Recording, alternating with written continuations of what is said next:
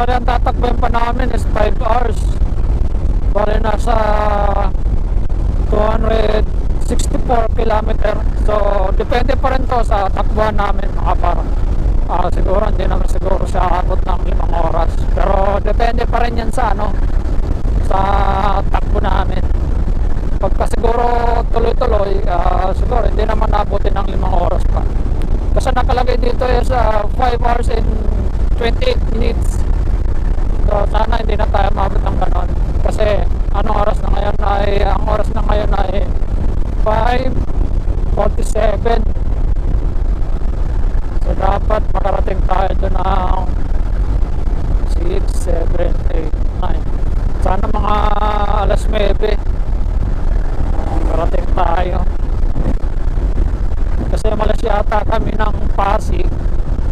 So ay mga 9 na. Magko-quarter to 10 na siguro yun.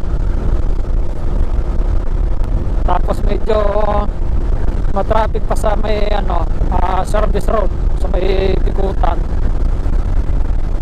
Kaya medyo napatagal-tagal yung biyahe namin. Tapos bali 2 beses din kami nag-stopover.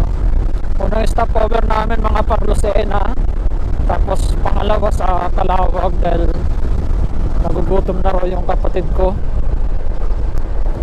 Kaya yung kumain muna kami raw.